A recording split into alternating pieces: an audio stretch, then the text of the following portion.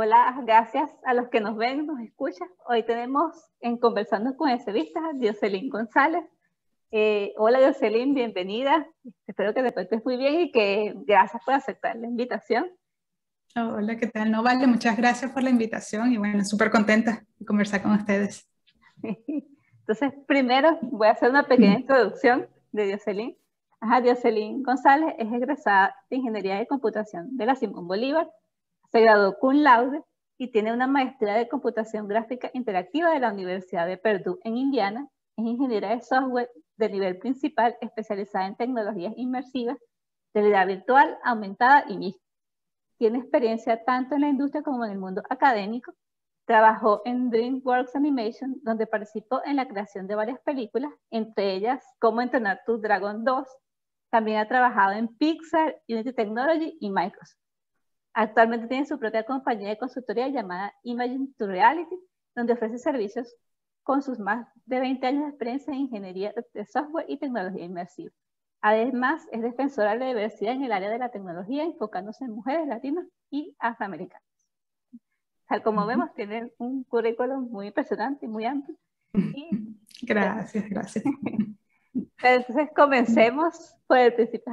Cuando en Venezuela, cuando eras adolescente, ¿por qué decidiste estudiar ingeniería de computación? Sí, no, yo se cuento, me encanta contar esa historia porque fue en sexto grado.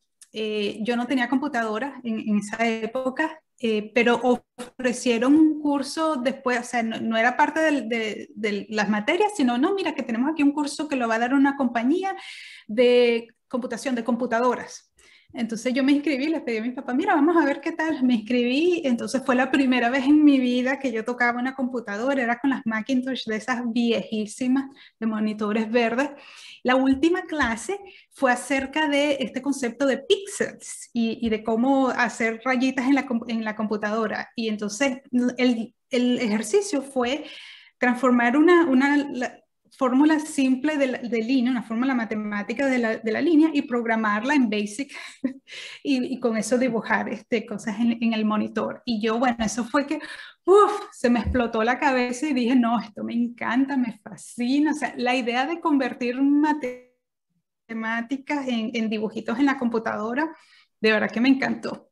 Y desde ahí yo dije, no, sí, yo voy a ser programadora en computación y yo voy a hacer dibujitos ahí en el monitor. Wow, Y nada, así es que fui.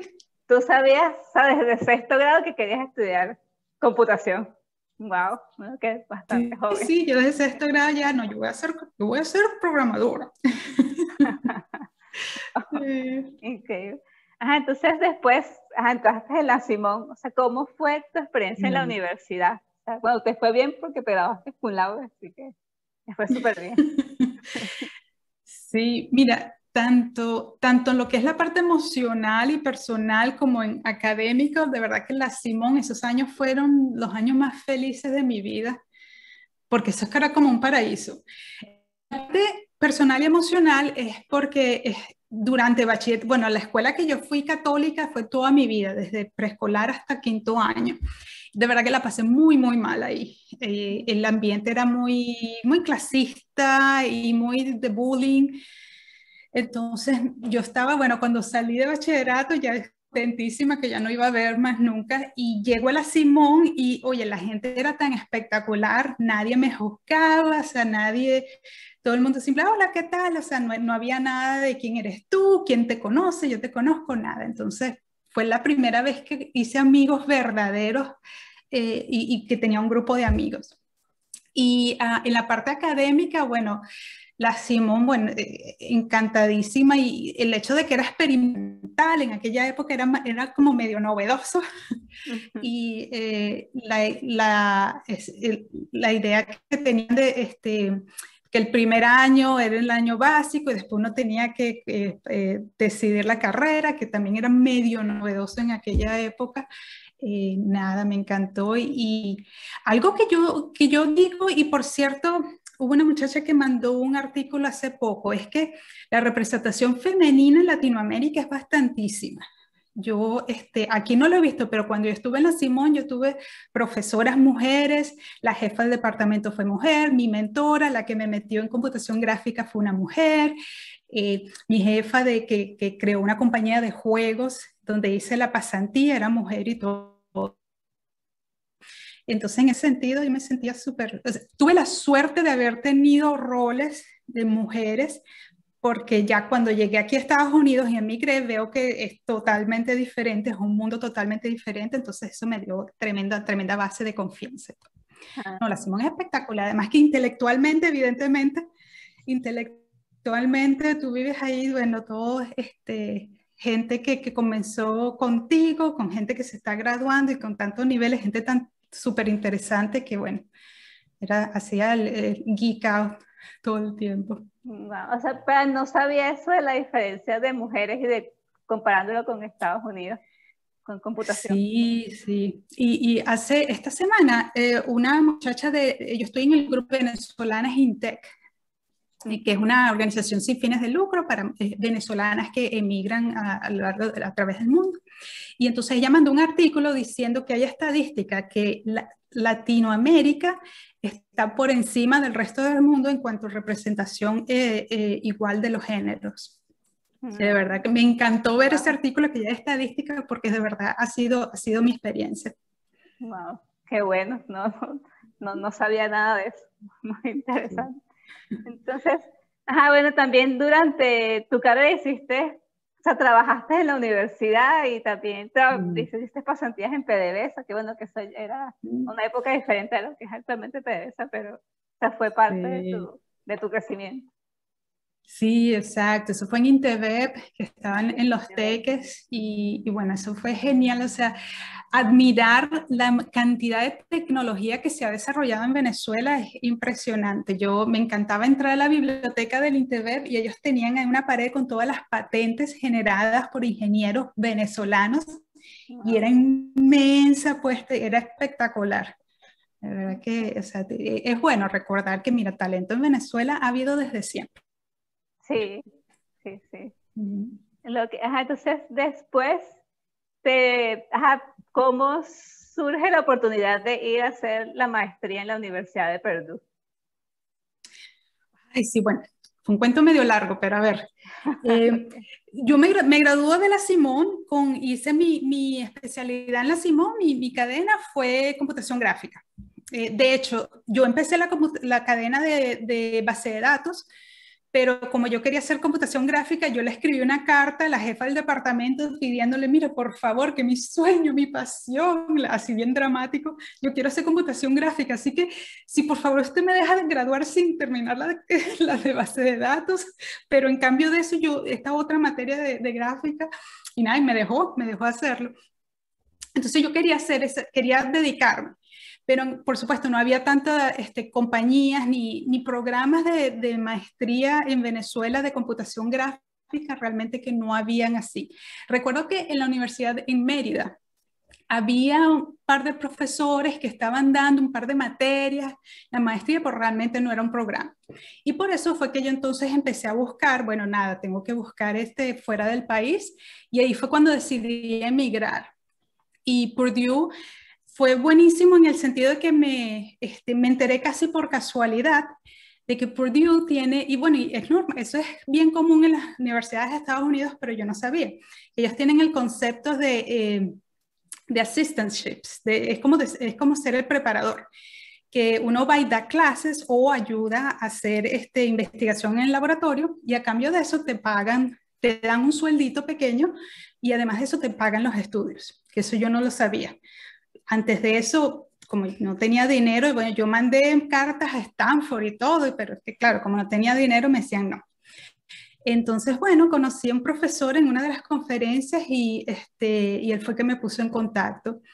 Y entonces todo eso fue desde Venezuela, apliqué, hice toda mi cuestión de mi currículum y tal, y tuve que certificar mis materias y tal, y mandarlo, y me aceptaron. Eso fue en el año 2001. Después que me aceptan y que yo renuncio al trabajo, yo vendo mi carro y todo, pasa lo de septiembre, lo del 11 de septiembre, lo que es el bombardeo de la... Entonces, debido a eso, en Estados Unidos cancelaron todas las visas de estudiantes. y entonces tuve que esperar hasta el año siguiente. Me tocó Wow. entonces ir a regresar al trabajo donde estaba y decirle a mi jefe, mira, pasó esto, ¿no tienes un trabajito ahí? Y tan espectacular que de verdad que se lo agradezco, que ha sido uno de mis mejores jefes del mundo, de toda la vida. Me dijo, sí, no, tranquila. Me volvió a contratar como contratista, como consultor, y me dijo, no, tranquila, que yo sé que esto se va a arreglar y todo. Así que nada, vamos a ponerte como contrato temporal. Y bueno, así es que fui, llegué a Purdue y buscando, bueno, se supone que yo no sabía nada de maestría. Pero sí, bueno, aprendí todo eso. Bueno, tengo que buscar mi tópico de la tesis y tal, y quién va a ser mi advisor, mi consejero. Y entonces empiezo a preguntar y a preguntar. Conseguí a un profesor que me dijo, ay, sí, mira, si haces algo en OpenGL y tal, más o menos comencé a hablar con él. Y yo, bueno, ok. Y después un día voy a su oficina emocionada, ay, profesor y tal, ¿qué le pasa? Y el hombre estaba súper de mal humor, casi que me botó de la oficina. Y era que resulta que el hombre estaba en proceso de renunciar. Wow. Entonces un día que renunció y me dejó así como que, yo, ok, me quedé sin profesor, sin proyecto.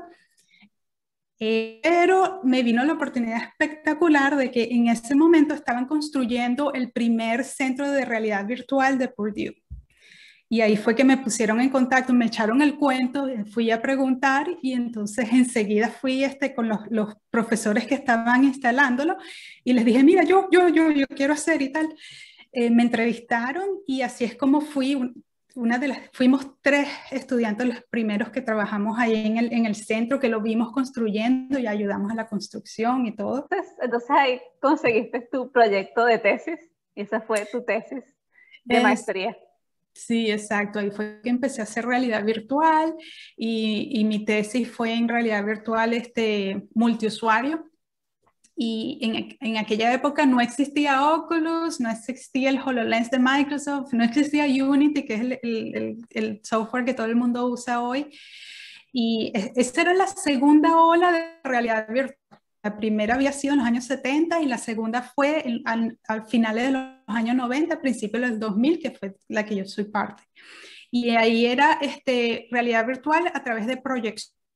Específicamente con Cave, lo llaman Cave, que son varias paredes, son, bueno, pantallas alrededor que, bueno, pueden formar un cubo o a veces son nada más 3 paredes y entonces se proyectan en ellas de manera en estéreo y uno se pone los lentes y entonces uno ve todo, está uno inmerso en el mundo de realidad virtual. Y lo bueno es que puede ser multiusuario, es una de las ventajas con respecto a los cascos. Y por cierto, el Cave fue inventado por una venezolana, Carolina Cruz Neira, y o sea, esa es una mujer súper, o sea, pionera en realidad virtual. Ella creo que ha sido la primera mujer ingeniera, ¿no? Que ha sido ingresada en lo que es la Academia Nacional de Ciencias aquí en Estados Unidos, la primera mujer en realidad virtual. Y ella fue la que inventó el Cave y todo, ella fue la que generó toda esta segunda ola de realidad virtual. Wow, qué éxito que sea una venezolana. Sí, sí. Wow. Pero entonces, cuando tú llegaste a Purdue, tú ya tenías todo pago, tú no tenías que preocuparte por pagar inscripción, por pagar, o sea, ya eso estaba cubierto por lo que te daba la universidad. Sí, exacto. La universidad me pagaba la inscripción, me pagaba la mensualidad y todo.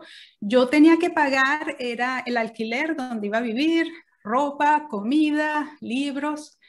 O sea, tampoco era que no tenía que preocuparme mucho, pero oye, no, de verdad que si no fuese por ese trabajo, esa oportunidad de conseguir, de verdad que no hubiese podido pagarlo. Sí, sí. ¿Y te gustó Indiana? ¿Te gustó dónde Sí, estaba la universidad? sí, eso fue mi primera experiencia en Estados Unidos, fue en el Midwest, en Indiana, que aquí en Estados Unidos tiene fama, el Midwest tiene esta fama de que es puro gente blanquita, de verdad que no hay mucha diversidad. y que son puros campos de maíz Sí. y que tiene también la fama de que la cultura es muy conservadora, o sea, nada que ver con Nueva York o California. Y bueno, muy cierto que no hay diversidad, de verdad que, o sea, yo, bueno, todo el mundo me notaba, todo el mundo sabía quién era yo porque era la muchachita morenita. Sí tuve discriminación, tuve experiencias bien, bien malas de discriminación, pero al mismo tiempo tuve experiencias geniales.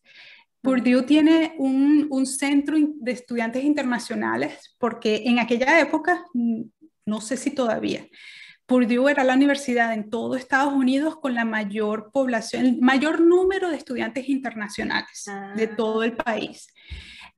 Y eso era porque era súper, súper, o sea, lo invitaba súper, el ambiente y el apoyo que nos daban con estudiantes internacionales, de verdad que fue genial. Yo fui a clases donde nos daban clases de la cultura americana, donde nos Wow. enseñaban las canciones de Navidad típicas, cómo aquí celebramos Acción de Gracias, ese tipo de cosas que de verdad me encantó. Y conseguí mi comunidad latina. O sea, sí me conseguí mis latinos y estudiantes de allá. Y de hecho, entre todos somos los fundadores del Centro Cultural Latino de Purdue. Y eso fue de verdad que una experiencia buenísima. Pero sí, en Sí. Indiana no. Siempre está Chicago. Chicago era 2 horas, 1 hora y media. Entonces, cuando uno quería, sí, de verdad, una ciudad y muchísima más cultura, museos y todo, uno íbamos a Chicago. Sí, qué bueno que no estaba tan lejos. Exacto. Exacto.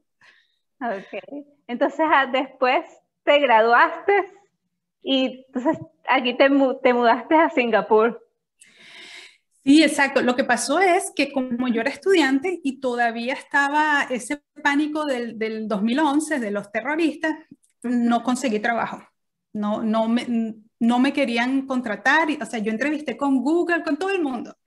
Y entonces me decían, ay, bueno, disculpa, pero es que el tipo de visa tuyo, no, realmente ahorita no podemos. Y era eso, era que no, estudiante internacional no, era muy difícil. Entonces, bueno, ya, y yo necesitaba trabajo, ya no, los ahorros se me estaban acabando. Y entonces lo que hice fue que puse mi currículum en todas partes que pude, o sea, en páginas web y en esas bases de datos, Monster en aquella época que era famosa y había otra página específica para la industria de computación gráfica. Y así fue que me consiguieron de Singapur. Wow. Vieron mi currículum y me dijeron, ay, mira, que estamos contratando aquí para ser para profesores de computación gráfica. Y nada, me llevaron allá, o sea, me pagaron todo el pasaje para ir a entrevistar y me ofrecieron el trabajo. Y yo dije, no, vale, no solamente un trabajo de verdad súper interesante en mi área, yo todavía en aquella época quería quedarme en el mundo académico, sino que bueno, era mi oportunidad para tener mi experiencia asiática, así que nada, me fui, enseguida me ofrecieron y me fui. O sea, que fuiste profesora, que enseñaste.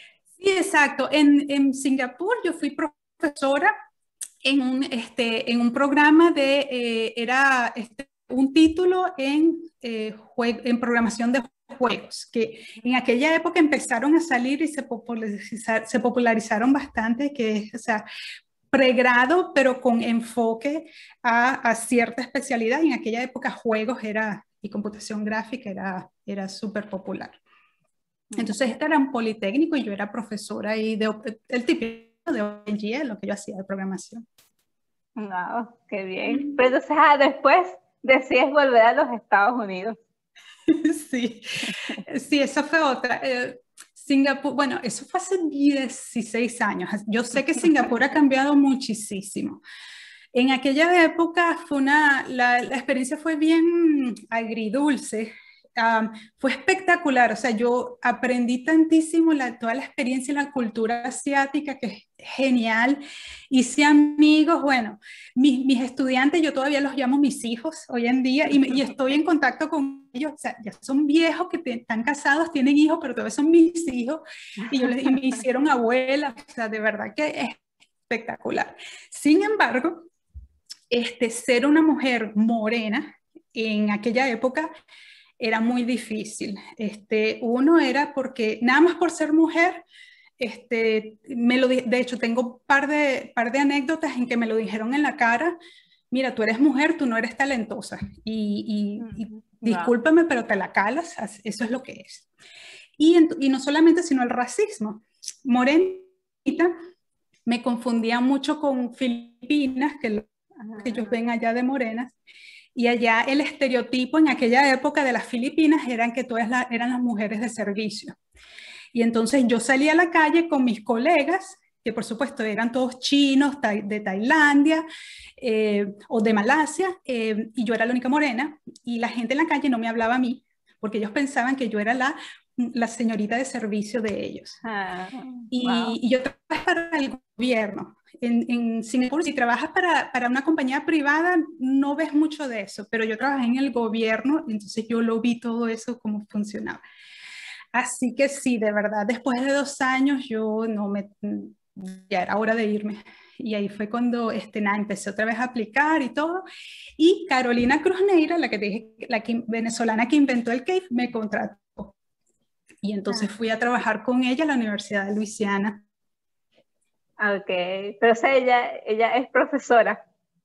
Sí, bueno, ya no, ya ahora la mujer es emérito, ya es chair de su propia cuestión, es súper, en aquella época ya ella todavía enseñaba, sin embargo, principalmente ella se dedicaba a administrar, ella tenía su propio laboratorio, su propio grupo de investigación en realidad virtual, y ella se financiaba ella sola. Ella escribía los grants y todo, y ella proponía proyectos al gobierno, a industrias privadas, y ella sí era que se financiaba y a todo ese equipo. No, en aquella época ya era súper.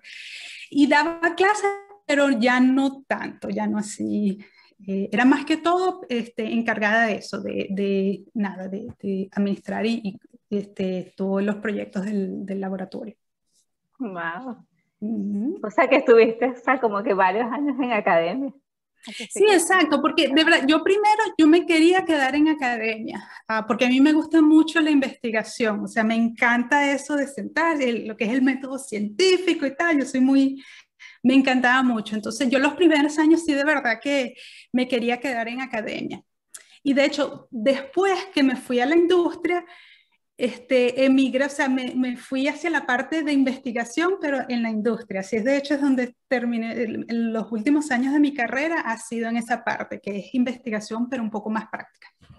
Wow. Entonces ya después, sí haces la transición a la industria. O sea que, sí, no sé si tu primer trabajo fue DreamWorks.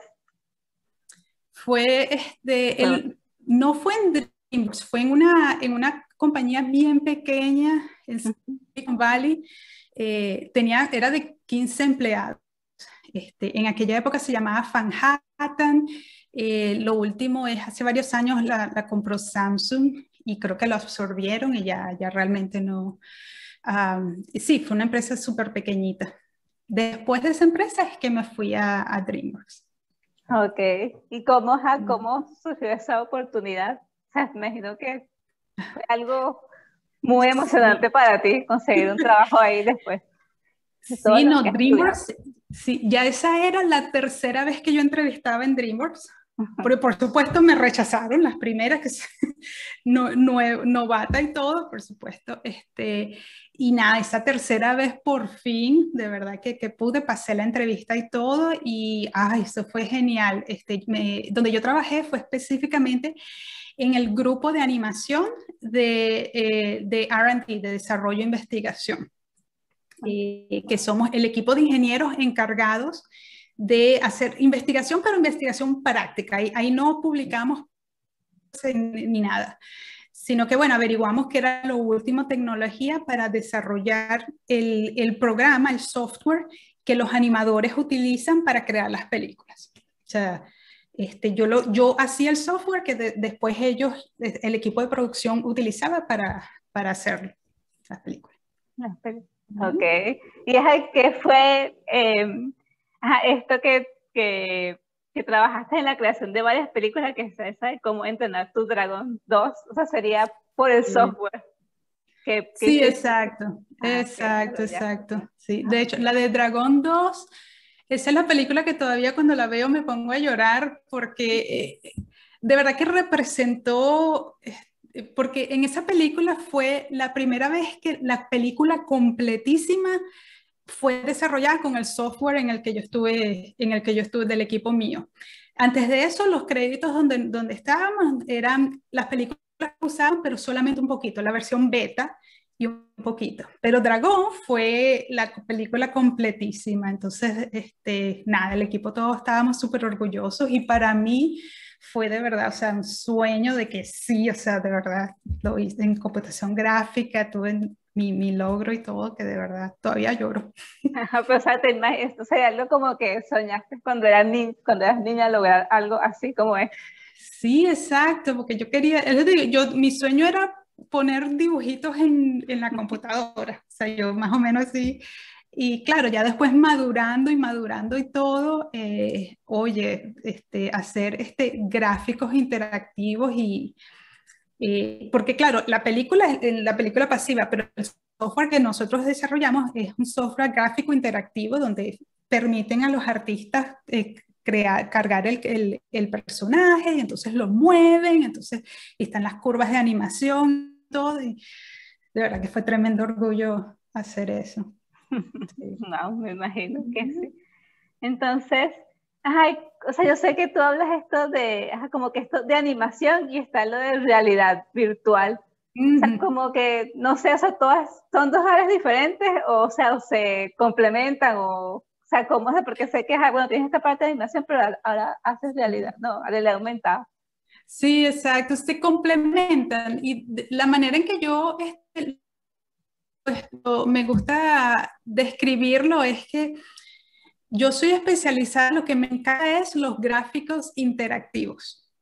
Entonces, la realidad virtual es un tipo de eso, de gráficos en estéreo interactivos. Y lo que es la animación, bueno, el software de animación es un software gráfico interactivo. Okay. Entonces, así es que me gusta describirlo. Realmente es la misma área, pero tiene diferentes aplicaciones, pero siempre dentro de lo mismo. Ok, ok. Entonces, ajá, ahí después, ajá, después de DreamWorks, trabajaste en Pixar y después trabajaste en Microsoft. O sea, ¿cuál era tu rol en Microsoft? ¿Qué tipo Sí. de trabajo No, después de Pixar trabajé primero en una compañía pequeña de realidad aumentada, porque ya en esa época explotó, fue cuando Oculus lo inventaron, entonces ya Unity también era tenía tremenda reputación, entonces fue mi momento de sí, puedo volver a trabajar en lo que es mi área de realidad virtual. Entonces, primero fue en una compañía pequeña eh, la oficina de San Francisco, donde yo la cerraron, pero siguen en el Reino Unido, que es donde está la base, que se llama Blippar. Después de Blippar, me llamaron de Unity. Unity es súper famosísimo en el área de juegos, primero, que es el software que lo utiliza, es muy popular para desarrollar juegos, sobre todo de celular, pero ya después en esa época comenzó a dominar más en realidad virtual y por eso fue que me llamaron. Okay. Y entonces yo trabajé en el grupo de investigación de Unity. Ahí fue cuando empecé otra vez a irme a la parte de investigación, que realmente es lo que más me gusta, es donde está. Yo digo que esa es mi parte, o sea, el sitio perfecto para mí, en donde en ese grupo hacíamos, bueno, tal cual, investigábamos, escribíamos artículos o papers y dentro de la compañía hacíamos prototipos o sea, que nuevas técnicas o nuevas características del software o nuevas técnicas de interacción en realidad virtual. Okay. Sí, Wow. pues genial. Entonces de ahí sí pasas a Microsoft. Exacto. Después de Unity fue que me llamaron de Microsoft. Y entonces ahí fue cuando me mudé a Washington. Antes de eso estaba en California más de una década y Microsoft me llama y me mudó al estado de Washington. Microsoft, super líder en la parte de realidad aumentada con el HoloLens, que de verdad hasta hoy en día me parece que de verdad es el mejor dispositivo, es una computadora completísima que corre y que hace realidad aumentada. Y ellos tenían una división ellos lo llaman realidad mixta, tenían una división donde desarrollaban el software de realidad aumentada para aplicaciones industriales. Y bueno, tenían varios equipos de ingeniería que lo estaban creando y todo, entonces necesitaban directores de ingeniería para manejar los equipos y los proyectos. Y bueno, me llamaron, ahí estuve 3 años, sin embargo, estuve dentro de Microsoft. De hecho, empecé en la división de productos, que era bien prácticos. Ahí no había realmente investigación, sino que era, mira, desarrollar un producto y venderlo. Después de eso me fui, me enteré que crearon este nuevo grupo que más o menos era un poquito de investigación en el sentido de que estudiaba las tendencias de la industria. Era para calcular cuáles eran los pasos que Microsoft como empresa debería tomar para seguir siendo líder en el área. O sea, cuáles eran las tendencias de realidad aumentada que en la industria médica, en la industria de construcción, etcétera. Entonces, como eso ya se acercaba mucho más a investigación, de verdad que me encantó y me fui para allá. Y después terminé en Microsoft Research, de hecho. Mi último cargo fue en el área, en la división de investigación de Microsoft, que de verdad me encantó. Wow, o sea que como que el área de aplicación era más amplia, o sea, como que se fuera para diferentes tipos de industrias. Entonces, en el primero, en la primera... Sí, o sea, lo que hace Microsoft o lo que ofrece Microsoft. Sí, Microsoft, donde se está enfocando es haciendo realidad aumentada para aplicaciones industriales, aplicaciones de negocios. Ellos decidieron no irse a la parte de juegos o entretenimiento. Eso no es el mercado que están buscando. Ok. Wow. Pero sí, al final, cuando me fui a Microsoft Research, ahí sí es como un parquecito, si tú quieres jugar con la tecnología que te dé la gana, bueno, vamos a estudiar esto, vamos a investigar lo otro, que por eso de verdad es que me encantó. Porque después Microsoft es precisamente donde yo estuve, era la interfaz hacia la división de productos. O sea, nosotros nos encargábamos de trabajar con los investigadores que tenían nuevas ideas, corrían estudios, etcétera. Le madurábamos la tecnología y después la transferíamos a la división de productos. Así que estar justo en esa parte, de verdad que me encantó. Y el proyecto donde estuve, no puedo explicar mucho, es confidencial, pero en general era utilizar realidad aumentada para aplicarla en ciencias, en neurología, hasta ahí es que lo puedo decir,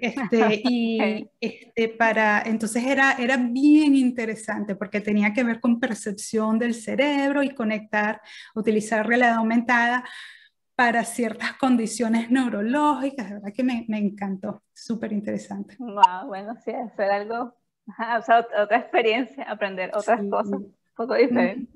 Sí. Entonces, ahora eres consultora independiente. O sea, es lo que, como que tienes tu propia compañía. O sea, es lo que, o sea, ¿nos puedes hablar un poco de eso? Sí, exacto. Este año creé mi propia compañía y tuve la oportunidad porque en agosto, en el año pasado, a finales del año pasado de Microsoft, me despidieron. Eliminaron mi cargo porque yo era la trataron específicamente, pero mi equipo dijo, no, mira, ya no queremos. Y entonces agarré la oportunidad para crear mi propia empresa consulta y hacer todos los proyectos que siempre he querido hacer yo misma y hacer y muchas cosas que ya yo hacía, pero lo hacía, tú sabes, en mi tiempo libre y no me pagaban, ahora hacerlo más, más de verdad. Entonces, gente que me llama, a veces porque tienen alguna idea más o menos de una aplicación en realidad virtual aumentada, pero no saben exactamente cómo empezar y cómo ir, entonces yo me siento con ellos y les hago el coaching. Ah, no, mira, esta tecnología es la que de verdad sería la mejor para ti, vete y averigua esto.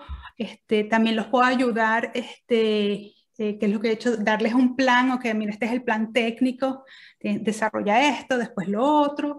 Y bueno, sí, también se da, yo desarrollo los proyectos también porque todavía quiero programar, todavía quiero hacer proyectos. Y bueno, nada, en ese estado. Pero ¿cómo, o sea, cómo es esto? O sea, ¿cómo es tener tu propia empresa comparado con haber estado todos estos años en industria? O sea, ¿cómo Sí, más de verdad trabajo? que sí, me encanta es la libertad, se siente, está el cliché de que, ay, soy mi propia jefa, ¿no? Yo no tengo más jefes sino yo misma, pero de verdad es que llega un momento, uno es empleado, están los límites de que uno tiene que hacer el proyecto que la compañía necesite y lo que tenga sentido para la compañía. No es necesariamente los proyectos que uno quiera. Entonces llega un momento en la carrera de uno que uno dice, mira, ya he hecho esto, ya hice el otro, ya programé en esto y lo otro, tengo tantas nuevas ideas que de verdad me encantaría ir yo misma y hacerlas. Así que en ese sentido, de verdad que me ha encantado lo que es ese sentido de libertad, me siento mucho más creativa porque me puedo sentar, ok, qué es lo que quiero hacer, por qué lo quiero hacer y todo. Es más como mi propia misión, más que la misión de la empresa. Y nada, o sea, y en el momento, en este momento de mi carrera donde estoy, me puedo tomar ese riesgo. Porque cuando yo era joven, sobre todo recién emigrada, que no tenía dinero y que no me querían contratar porque Universidad Simón Bolívar, ¿qué es eso? Ahí no me podía dar ese lujo, de verdad que no. Pero tengo ya la fortuna de que ya estoy en una posición en que ya me puedo dar ese lujo de irme independiente y tengo mi trabajo que es reconocido y todo. Okay. Y si tú compararas, por ejemplo, cómo manejar tu vida personal trabajando independiente y trabajando como, o sea, para una compañía, o sea, ¿cómo dirías? ¿Es diferente? ¿Tienes más tiempo con una? ¿Tienes más tiempo con otra? Sí, definitivamente, esa es otra que de verdad me encanta, que es que tengo mucho más tiempo para mi vida personal, porque Okay. claro, yo misma la manejo, o sea, yo misma, o sea, si por ejemplo, ok, hoy tengo algo personal y realmente no me puedo sentar en la computadora a hacer, bueno, que yo sé que tranquila, no lo hago, el día siguiente me puedo quedar yo misma en la oficina, que uno Manejas tiempo, sí. versus cuando uno está en una compañía. Yo encuentro que ahora de hecho es mucho mejor poder hacer ese balance entre trabajo y vida personal. Ah, porque yo misma, o sea, yo misma soy mi jefa y me dejo, no, mira, si no puedo trabajar hoy por cuestiones personales, yo sé que, bueno, tranquila, me tomo hoy el día y trabajo el otro día. No tengo que darme permiso para vacaciones, así que, o sea, no tengo que estar, no, tengo que pedirlas exactamente este día, porque, bueno, no hay nada de eso. Y de verdad que en ese sentido, súper mejor. Está también cuando uno está en la industria y sobre todo cuando uno llega a cierto nivel, uno tiene que comportarse de cierta manera, ¿no? Bien corporativo, y entonces se hace más delicado tu vida personal, no separarla, sino representarla de manera correcta, ¿no? Sobre todo cuando uno es mujer, ¿verdad? Sí. Entonces ya no tengo esa presión, ya, o sea, no tengo como ya no tengo esa ambición de que voy a ser vicepresidenta de Microsoft un día, realmente ya no. Entonces, no tengo ese problema de tener que tener cierta imagen corporativa, que mira, hay que ser realista, sobre todo para la mujer es muy difícil ser respetada y todo. En cambio, ahora, o sea, yo puedo hablar, por ejemplo, de mi salud mental, o sea, puedo ser mucho más abierta que, mira, sí, tuve una depresión bien fuerte el año pasado. Cuando uno está en el mundo corporativo y todavía, a pesar de que la gente es muy abierta, todavía está eso de que, bueno, si yo soy un líder, si yo quiero ser un líder, porque soy fuerte y tal, o sea, como que uno tiene que, eso, es como tener cierta imagen que ahora no siento esa presión. ¿Me explico? No sé si tiene, sí, sí, sí, sí, si tiene mucho entiendo. sentido lo que... Sí, sí, sí, tiene sentido. Como que eres muy más libre, en cambio antes uno tiene que mostrar algo más perfecto. Sí, Tu vida es más sí. perfecta que todo es más perfecto. Entonces, ahora otra pregunta, o sea, ¿cuánto influyó la Simone en todos los metas que lograste, todos tus éxitos? Ah, 100%. Mira, no, en serio, hablando en serio, la Simón, uno es lo que es el sistema de estudios por trimestres. Cuando yo llegué y empecé a estudiar aquí en Purdue, que era por semestres, la verdad es que yo sentí, bueno, pero es que esto es tan fácil, este semestre sí es larguísimo, porque claro, uno está tan acostumbrado a lo que es el intensivo de 12 semanas, que no paras y no paras y no paras, que un semestre es muchísimo. Sí. O sea, en ese sentido, o sea, lo que es ese, yo siento que la Simón, nada más por eso, me dio tremenda fortaleza de, mira, de seguir, de seguir, de seguir. Además, en la Simón, sinceramente, bueno, y en toda Latinoamérica, porque eso fue un profesor, de hecho, de Purdue, una vez hecho ese cuento que él tiene experiencia del pregrado en Latinoamérica, que en la Simón nosotros somos bien, ¿qué palabra le diría? Somos bien científicos, no sé, bien metodológicos, o sea, lo que es la mentalidad de ingeniería, de ser metódico, de lo que es seguir el método científico. Yo sé que suena medio cheesy, pero de verdad que es cierto. Yo cuando fui a la Universidad de Purdue, por lo menos comparando con lo que es el pregrado allá, de verdad que me dio la impresión que en ese sentido el pregrado de nosotros es superior. Sí, sí, sí, Que de verdad, sí. lo he escuchado de varias personas. Y te digo, este profesor que tuve,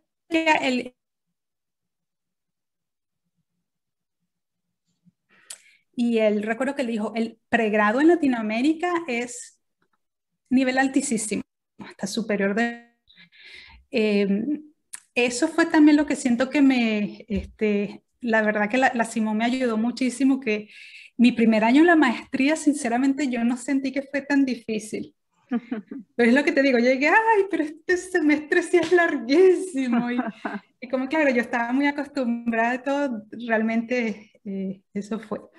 Lo otro, y esto lo he visto, me lo han dicho, que los ingenieros de la Simón, bueno, y venezolanos, como empleados somos espectaculares en el sentido de que somos metodológicos, metódicos y que conseguimos la solución como sea.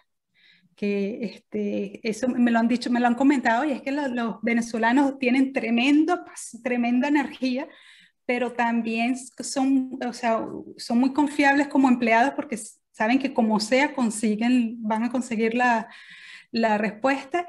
Y en mi experiencia también yo siento que la Simón me enseñó a conseguir a, a enfocar los problemas de una manera en que yo no pierdo mucho tiempo, sino que decir, ok, este es el problema, esto es lo que tengo que hacer y todo, entonces de esa manera yo llego a una solución que es más robusta que que gente que no ha aprendido eso en su pregrado de otras universidades. Está bien, sí, sí. Ujú. Muy bueno. Y o sea, la última pregunta, entonces, que sabes que muchas de las personas que escuchan esto, que ven estas entrevistas, son estudiantes de la Simón que están en Venezuela. Entonces, ¿qué le dirías a un estudiante ahorita de ingeniería en computación? ¿Qué consejo le darías? Am, el primero, bueno, los de la Simón no tenemos muchos problemas, pero el primero es el inglés. Recuerden que el inglés, sobre todo en la industria, en cualquier industria técnica, porque puede ser de computación, electrónica, química, como tú, me imagino, eso es esencial hoy día en el mundo. Eh, lo otro que les diría es que eh, suena arrogante, pero no es para que sean arrogantes, es para que sepan lo que es el valor que ustedes tienen de la educación.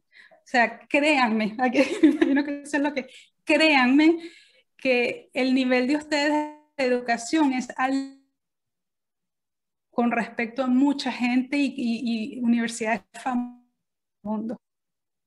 Así que de que en muchas partes la Universidad Simón Bolívar no la reconocen, tengan esa confianza dentro de ustedes que realmente ustedes como son sólidos, son de verdad espectacular. Está bien. Bueno, sí, muchísimas gracias, de verdad. Siento que aprendí mucho del mundo de Ay, no, vale.